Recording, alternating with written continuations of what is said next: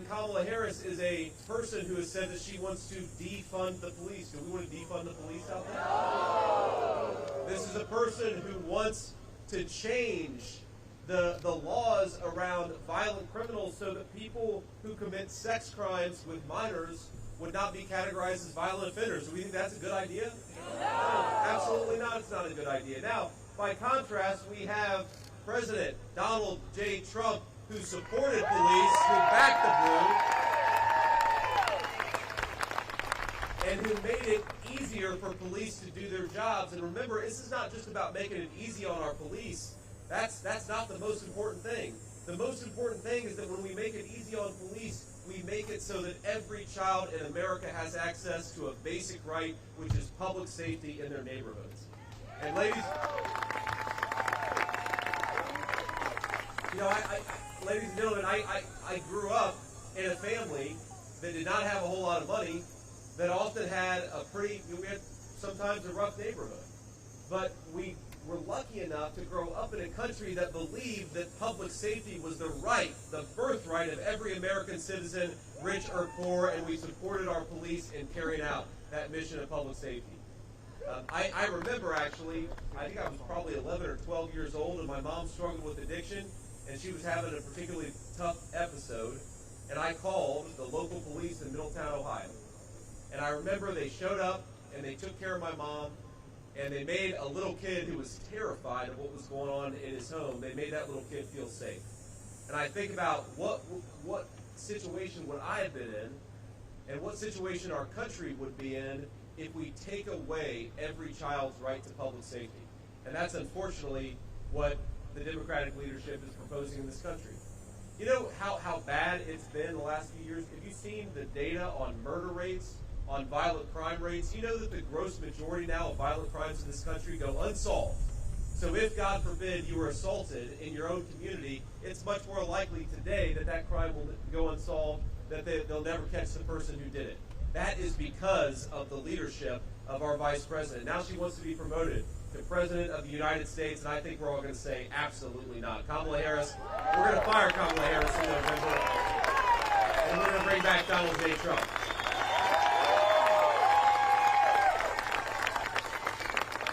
Now, before I move on here, I want to bring up a couple of folks, a couple of great public servants here in the state of Wisconsin. And by the way, we're going to win Wisconsin in November. I feel as confident about it as I ever have been. And you guys are going to make it happen. But I want to have just a couple of people say a few things here. And I want to start here with Pete Dietz, the president of the Kenosha Professional Police Association. I'd love, Pete, if you would come and say just a few words about what's going on here today. Where's Pete? There he is. All right, Pete, come on up here. All right, everybody, please give a round of applause for Pete Dietz.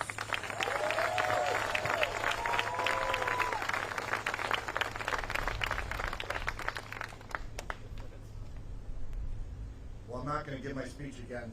You'll have to check it out on the TV. But the Board of Directors of the Kenosha Professional Police Association are proud to endorse President Donald Trump and Senator J.D. Vance.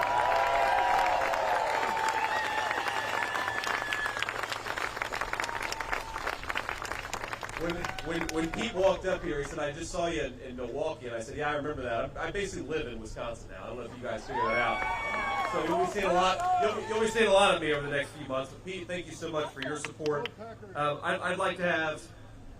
We'll see about that, sir. I'd like to call up Congressman Brian Stiles. Congressman Brian, where are you at? There we are. So Brian. Give him a round of applause, I appreciate it. But Brian wrote a really, really good article about what happened in Kenosha in 2020. Really opened my eyes. Brian, thank you for your leadership and service. Senator Vance, thanks for coming to Kenosha today. As we talked about earlier, the importance of standing with the men and women of law enforcement could not be more important than when we're standing here in the city of Kenosha.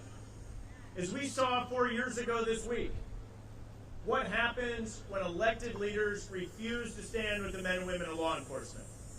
And we saw in great contrast what happens when leaders like President Trump answer the call and stand with the men and women of law enforcement and bring public safety to our community, right? And as we look around, I think it's really important that we say thank you once again to all the men and women of law enforcement from the Kenosha Police Department, Kenosha Sheriff's Department, and other law enforcement agencies that are with us here today. Because President Trump, because J.D. Vance, because we back the badge. Senator Vance, thanks for coming to Wisconsin. We still have time to make you a Packers fan. Thank you. God bless. God bless America.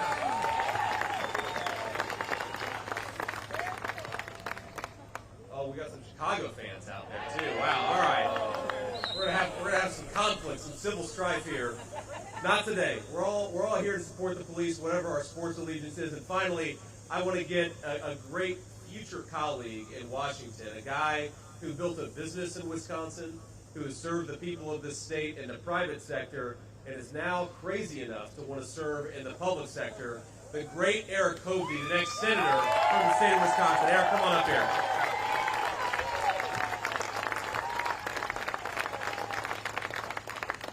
Well, as I walk through, Kamala Harris has failed at every single role that she played, from state AG or DA for San Francisco, or as senator, pushing the dumbest idea, defund the police.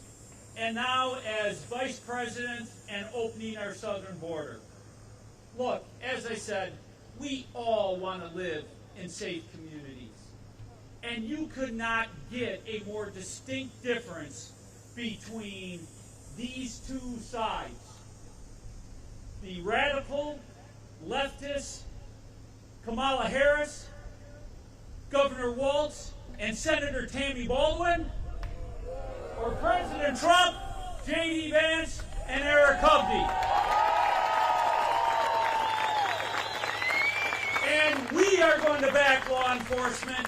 And let me tell you, anybody that doesn't, my wife has a great line. Walk a day in their shoes. They go out every day to defend our communities, defend you, put risk of their own personal safety. So walk a day in their shoes. I support law enforcement. President Trump, J.D. Vance will always have your back, and we will never incorporate such a crazy idea as defund the police. So let's restore our safety, bring back this wonderful country, and thank you, Vice President Vance.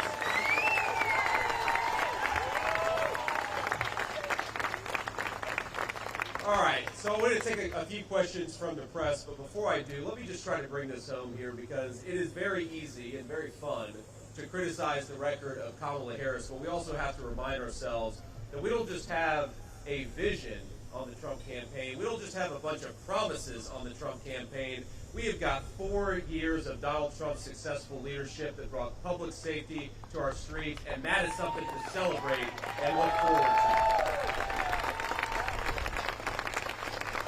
So here is President Trump's solemn promise to our law enforcement community and all of us who benefit from their sacrifices and their public safety. It is simple.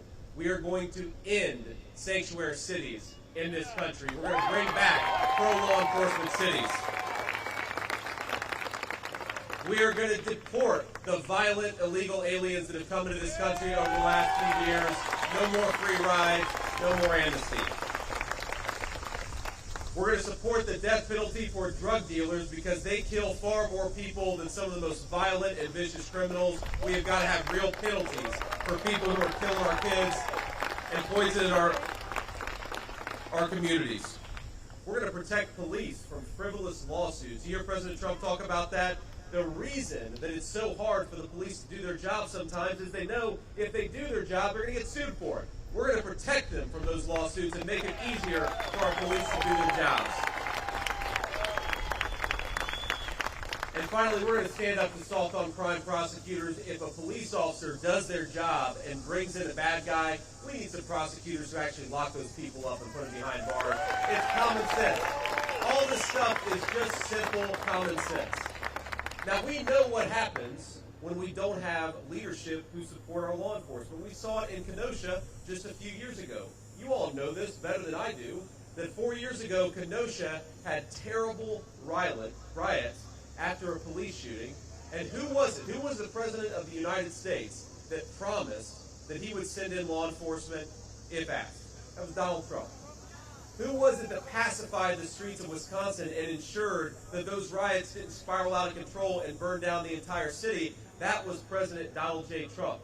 And of course, we know the governor didn't initially want the support from President Trump, but after a couple days of those riots, he relented and did the smart thing and allowed President Trump to send federal support. Without that, I really think that Kenosha would still be recovering from those terrible riots today. But today, look, we're in a beautiful place, and it's a beautiful town, and we can thank President Trump's leadership and also the law enforcement who did their jobs and did it well. God bless you guys.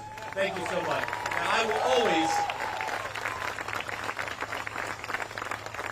I will always have the back of law enforcement. Let's bring up our reporters here to ask some questions. I will always have the backs of law enforcement. I will always support our police officers because I know what it's like, again, to be a kid who can't even believe and can't even rely on public safety. I want every single child in this country, whether they're rich or poor, whether they grow up on the right side of the tracks or the wrong side of the tracks, every child deserves to have public safety, and that's what we're going to do when Donald J. Trump is president. God bless you guys. Thank you all for coming out. Semper Fi, thank you to these great public servants. Let's get Eric Hovde across the finish line, and let's make this country great again. God bless you guys. And what I'll do here is I'd love to start out, thank you, ma'am. I'd love to start out with local Wisconsin reporters and take a few questions from the local reporters, and then if we've got time afterwards, we'll take some questions from the national folks. So if you're a local reporter, please raise your hand. Ma'am? Hi, Senator. Thank you for your time. It's Mary Joel at TMJ4 News here in Milwaukee. You were just in Milwaukee a few days ago, now in Kenosha. Can you just talk about how much of a priority Wisconsin is to the Trump campaign and where you headed next in Wisconsin? Well, look, I just like Wisconsin a lot, right? So I'm going to spend a lot of time with you fine people. But obviously, politically, Wisconsin may be very well the most important state in the country come November. And we believe that. We know that. All the polling says it. But most of all, you feel it on the ground. Look, Wisconsin is a state that I think has really suffered from two failures of the Kamala Harris presidency, vice presidency. The first is Wisconsin is a great and proud manufacturing state with a lot of skilled craftsmen and a lot of people who work with their own hands, make things with their own hands, and they know that with Kamala Harris's policies that raise the cost of energy, you're shipping a lot of good manufacturing jobs off to China. President Trump and I believe we ought to keep those manufacturing jobs right here in Wisconsin. Let's do it with Wisconsin workers, and let's produce prosperity for the whole country. And the second thing is, you saw with the riots in Kenosha in the summer of 2020, Wisconsin has suffered when you don't have good, smart, pro-public safety leadership. And that's what Donald Trump and I want to bring back to the White House is back in the blue, supporting our police officers and making sure that public safety is the birthright of every American citizen. I think that message, that shared economic and public safety message, is going to bring Wisconsin home to Republicans in 2024, and it's going to make Donald Trump the President of the United States again. So yes, it's very important. I also say, when my kids came up here for the RNC convention 4 or 5 weeks ago, the one place they really wanted to go was the Cheese Castle. So, if you've all, how many of you have been to the Cheese Castle? All right, good. So my kids have been to the Cheese Castle. The first time I ever came to Wisconsin was 12 years ago with my then girlfriend, now my wife. We made our stop at the Wisconsin Cheese Castle, so every time we come back, we got to stop at the Wisconsin Cheese Castle. But it's good to be here, and we love the state. Other local reporters, ma'am. Hi, Megan Marshall with Spectrum News. This is the second endorsement from a local law enforcement here in Wisconsin. Tell me why that's so important to you and your campaign. Well, I think it speaks to the fact that law enforcement knows who's on their side, right? Donald Trump has been endorsed by so many law enforcement organizations across the country, but now 2 in the state of Wisconsin just the past week, because they know that Donald Trump is the one who's actually going to stand up for them and support them. Well, look, we have got real problems in law enforcement recruitment in this country, and certainly right here in the state of Wisconsin. A lot of our police departments are underfunded and under-resourced. We don't have enough cops to do the job of keeping us safe. And then on top of that, we've got Mexican drug cartels operating as far north as Kenosha, Wisconsin, because we have a border czar, Kamala Harris, who refuses to do her job. These guys just want common sense back, right? Some of them are Democrats, some of them are Republicans. Maybe they agree or disagree with us on tax policy, but they agree with us that we've got to have common sense public safety. And if we don't have public safety, we don't have anything. You can't build a business. You can't go to work. You can't take your kids on a walk in your neighborhood without public safety. Public safety is the foundation of having a good country, and the police of Wisconsin know Donald Trump is the public safety candidate.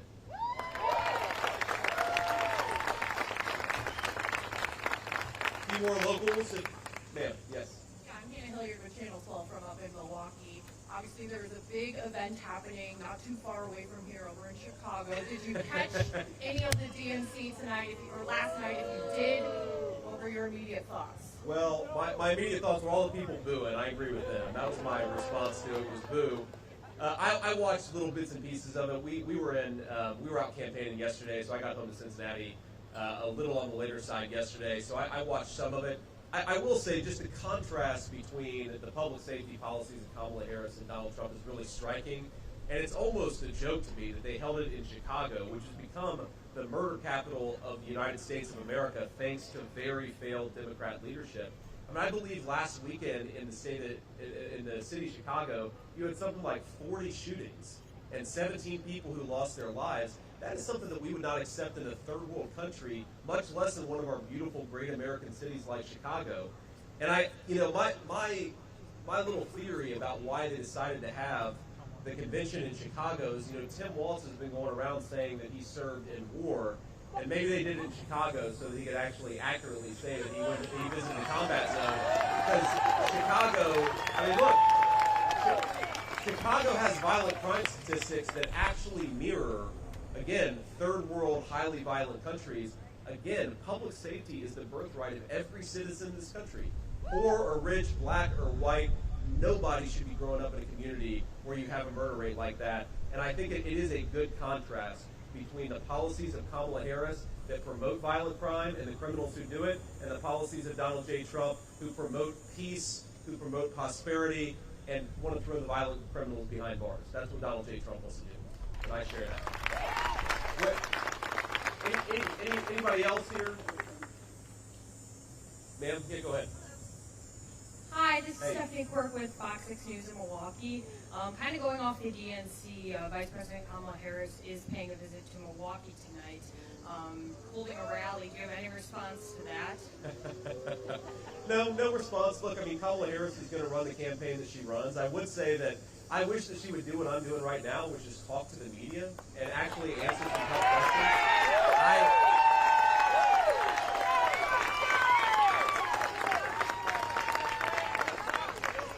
I mean, if you think what I'm doing here right now, what am I asking? The question I'm asking is for the fine people gathered to vote for me to be their vice president of the United States. What an awesome responsibility, and what an incredible thing that I'm asking them to do. Now, Kamala Harris is going around asking people to be their president of the United States, but she won't answer a single tough question, and she won't interact with the American people unless there's a teleprompter standing between them and her. And I think that's crazy. And I think that what the media has got to start doing is it's got to start saying, look, if Kamala Harris is not going to stand and answer some tough questions, we're going to stop giving her this fake, fawning coverage, demand that she do what any president has had to do, which is answer some tough questions. Look, her argument, I can't get over this, because you watch her rallies, and Kamala's argument is something that I could not say with a straight face. She stands there and says on day one, she's going to tackle the housing affordability crisis in our country. On day one, she's going to tackle the grocery affordability crisis in our country, and they are crises. Well, Kamala, day one was 3.5 years ago. You've been the vice president for 3.5 years. What the hell have you been doing for all that time? So for the people in Milwaukee who are going to go to her rally or going to listen to what she says, I just ask them, if she has such good ideas for how to bring down the cost of food and groceries and housing, why doesn't she do it now? She's the vice president. Not talking about what she's going to do in 6 months. Do it now. because she's got the power right now. Thank you. Any other locals? Okay, we'll do a couple nationals, and then we got to hit the road. Go ahead, man. Senator Merrill Cornfield from the Washington Post. I have a policy question. Great. You want to talk about policy? So my question is, before you were in the Senate, there was the vote on the Violence Against Women Act. And one of the hiccups with negotiating that bill was, should people who are convicted of stalking be able to possess firearms? What do you think about that? Well, look, I think that we certainly don't want violent criminals to have access to weapons. And that includes people, I think, who have been convicted of stalking. But I think it's important to say convicted. And what a lot of those of us who are pro-Second Amendment, what we don't want is, we don't want somebody to have their gun rights taken away when they haven't actually been in the court of law, right? Whether it's a First Amendment right, a Second Amendment right, any right, you are entitled to due process in this country. And so the criticisms that I've seen of that are not that certainly people who are convicted of a crime, they should not be able to carry a firearm. But people who have not gone through due process, they still have their rights, whether First Amendment, Second Amendment, whether walking around liberty or other rights. And I think that's an important distinction here between our approach and the Democrats' approach. We don't believe in the Republican Party that you should take people's rights away unless they've gone through a court of law.